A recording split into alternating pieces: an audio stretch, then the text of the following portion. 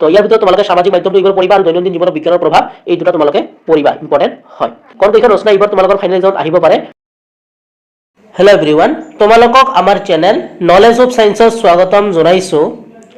আজি এই ভিডিঅ'টোত আমি তোমালোকৰ কাৰণে প্ৰি ফাইনেল এক্সামিনেশ্যন 2025 চৰাইদেউ ডিষ্ট্ৰিক্টৰ এছামিছৰ কুৱেশ্যন পেপাৰখন লৈ আহিছোঁ।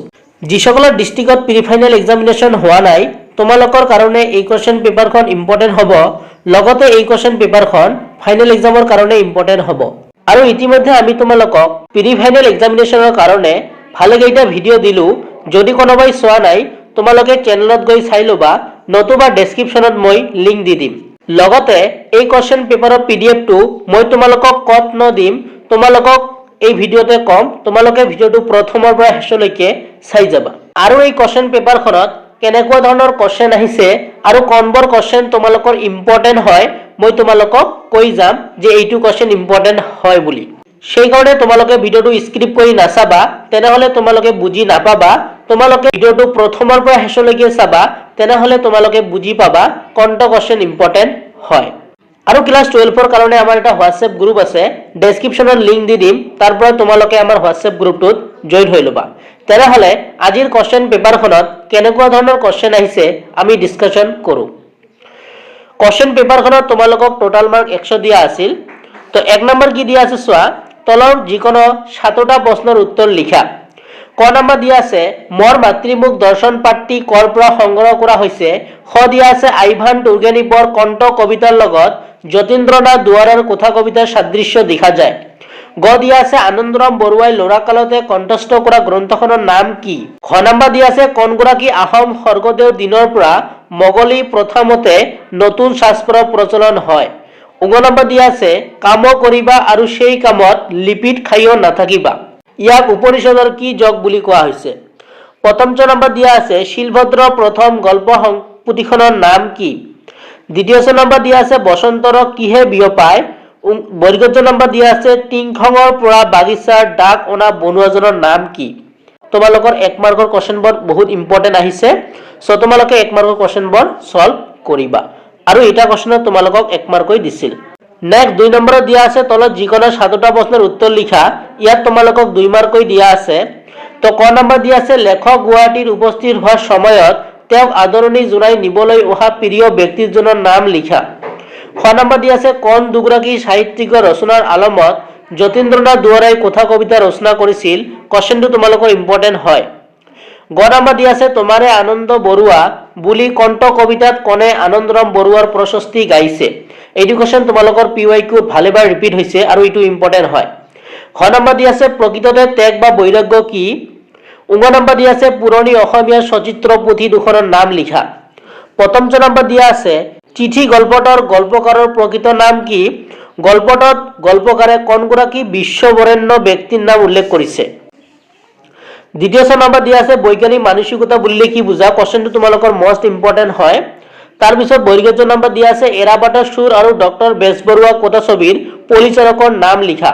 এইটো তোমালোকৰ PYQ ভালেবাৰ ৰিপিট হৈছে, এই কুৱেশ্যনটো তোমালোকৰ ইম্পৰ্টেণ্ট হয়। 6 নম্বৰ দিয়া আছে, শব্দ অৰ্থ লিখা এলাবাদু আৰু ৰচনা। নেক্সট তোমালোকক 3 নম্বৰত দিয়া আছে, প্ৰসংগ সংগতি দোষাই ব্যাখ্যা কৰা। যিকোনো এছোৱা তোমালোকক ব্যাখ্যা কৰিব কৈছে। এটা কুৱেশ্যনত তোমালোকৰ 4 মাৰ্ক দিয়া আছে। ক দিয়া আছে, কৰ্মই জীৱন আৰু কৰ্মহীনতাই প্ৰকৃত মৃত্যু স্বৰূপ। তোমালোকৰ এই ব্যাখ্যাটো ইম্পৰ্টেণ্ট হয়, ভালকৈ চাবা। খ নম্বৰ দিয়া আছে, পথে নাৰী বিভাজিতা নহয়, সম্পূৰ্ণ জিত আহে। গ নম্বৰ দিয়া আছে, আমাৰ বিশ্ব ব্ৰহ্মাণ্ডৰ ৰহস্য উদ্ঘাটনৰ ব্যৱস্থাটোৱে হ'ল বিজ্ঞান। এই ব্যাখ্যাটো তোমালোকৰ মোষ্ট ইম্পৰ্টেণ্ট হয় আৰু PYQ ভালেবাৰ ৰিপিট হৈছে। 4 নম্বৰত দিয়া আছে, যিকোনো 2টা প্ৰশ্নৰ উত্তৰ লিখা। ক দিয়া আছে, লক্ষ্মীনাথ বেজবৰুৱাৰ মতে বিদেশী নাটকৰ অসমীয়া অনুবাদ কেনে হোৱা উচিত বুজাই লিখা। এইটো তোমালোকক 5 মাৰ্ক দিছিল। খ নম্বৰ দিয়া আছে, জীৱন আৰু কৰ্মৰ দ্বাৰা আনন্দৰাম বৰুৱাই কেনেকৈ প্ৰাচ্য আৰু পাশ্চাত্যৰ ঐক্য সাধন কৰিছিল লিখা। কুৱেশ্যনটো ইম্পৰ্টেণ্ট হয়। গ নম্বৰ দিয়া আছে, ভাৰতীয় সংস্কৃতিৰ মূলাধাৰ ব্যাখ্যা কৰা। এই ব্যাখ্যাটো তোমালোকৰ মোষ্ট ইম্পৰ্টেণ্ট হয়, এই ব্যাখ্যাটো ভালকৈ চাবা, এইটো তোমালোকৰ ব্যাখ্যাত আহে। ঘ নম্বৰ দিয়া আছে, অসমীয়া চলচ্চিত্ৰ জগতলৈ জ্যোতিপ্ৰসাদ আগৰৱালাৰ অৱদান সম্পৰ্কে আলোচনা কৰা। তো তোমালোকে এই কুৱেশ্যনটো পঢ়িবা। তো ইয়াৰ ভিতৰত তোমালোকৰ গ নম্বৰটো মোষ্ট ইম্পৰ্টেণ্ট হয়, ইয়াৰ পৰা খ নম্বৰটো ইম্পৰ্টেণ্ট হয়। চ' তোমালোকে এইবোৰ ভালকৈ চাবা। 5 নম্বৰ দিয়া আছে তলত যিকোনো 5টা প্ৰশ্নৰ উত্তৰ লিখা। ক দিয়া আছে মাধৱদেৱৰ বৰগীতৰ সংখ্যা কিমান? খ দিয়া আছে মৰণোত্তৰভাৱে প্ৰকাশিত জ্যোতিপ্ৰসাদ আগৰৱালাৰ কবিতা পুথিখনৰ নাম কি? গ নম্বৰ দিয়া আছে কৰুণতম কবিতাৰ আধাৰ লোক জীৱন কথাটা শুদ্ধ নে? কোৱেশ্চনবোৰ তোমালোকৰ ইম্পৰ্টেন্ট হয়, এইবোৰ পঢ়িবা। খ নম্বৰ দিয়া আছে উভতি নোহোৱাৰ কবিতা কোন শ্ৰেণীৰ কবিতা? উগ নম্বৰ দিয়া আছে নলিনীবালা দেৱীৰ কবিতাৰ মূল সুৰ কি? প্ৰথমটো দিয়া আছে কেশৱ মহন্তই শিশুৰ বাবে ৰচনা কৰা গ্ৰন্থ এখনৰ নাম লিখা। দ্বিতীয় নম্বৰ দিয়া আছে ৰামধেনু আলোচনী কোনে সম্পাদনা কৰিছিল? তো 5 নম্বৰত তোমালোকৰ শৰ্ট কোৱেশ্চনবোৰ তোমালোকৰ ইম্পৰ্টেন্ট হয় আৰু এইবোৰ PYQত আহা হয়, তোমালোকে এইবোৰ ভালকৈ চাবা। আৰু ইয়াতে তোমালোকক কৈছো যদি কাৰোবাৰ এছামিছৰ নোট নাই বা তোমালোকক এছামিছৰ নোট লাগে তেনেহলে তোমালোকে আমাক এই নম্বৰটো মেছেজ কৰিবা 6000174513 এই নম্বৰটো তোমালোকে মেছেজ দিবা। নেক্সট 6 নম্বৰটো দিয়া আছে তলত যিকোনো 5টা প্ৰশ্নৰ উত্তৰ লিখা। এটা কোৱেশ্চনত তোমালোকক 2 মাৰ্ককৈ দিয়া আছে। ক নম্বৰ দিছে তোমাৰ পাঠ্যপুথিৰ সন্নিবিষ্ট বৰগীতটিৰ কেৱল ধুং অংশটি লিখা। খ দিয়া আছে পৰমেশ্বৰৰ 3টা গুণ কি কি? গ দিয়া আছে নলিনীবালা দেৱীক কি কবি ৰূপে জনা যায়? তেওঁৰ এখন কবিতা পুথিৰ নাম লিখা। কোৱেশ্চনটো ইম্পৰ্টেন্ট হয়। পূজাৰ 16বিধ উপকৰণক এটা শব্দ কি বুলি কোৱা হয়? তাৰে দুবিধৰ নাম লিখা। তোমালোকে এইটো পঢ়িব ভালকৈ। 19 নম্বৰ দিয়া আছে কাঠমিস্ত্ৰীৰ ঘৰ কবিতাটি প্ৰথম কোন সন্মিলনৰ কোনখন মুখপত্ৰত প্ৰকাশ পাইছিল? প্ৰথমটো দিয়া আছে জ্যোতিপ্ৰসাদ আগৰৱালাৰ দুখন নাটকৰ নাম লিখা। দ্বিতীয় নম্বৰ দিয়া আছে কৰুণতম কবিতাটিৰ জৰিয়তে দেউতাক আৰু মাকৰ স্মৃতি কেনেকৈ জাগ্ৰত হয় বুলি কবিয়ে উল্লেখ কৰিছে। সো এইবোৰ কোৱেশ্চন তোমালোকে ভালকৈ পঢ়িবা। বৈগজ্য নম্বৰটো দিয়া আছে আঘোণৰ কুঁৱলী কবিতাটিৰ বৌদেৱ উদ্দেশ্যি কবিয়ে কি কথা কৈছিল? নেক্সট 7 নম্বৰটো দিয়া আছে প্ৰসংগ সংগতি দোষাই ব্যাখ্যা কৰা জীৱনৰ এফাকিত। ইয়াত তোমালোকক 4 মাৰ্ক দিয়া আছে। তো ব্যাখ্যাবোৰ কেনেকুৱা হৈছে তোমালোকে চাই লোৱা।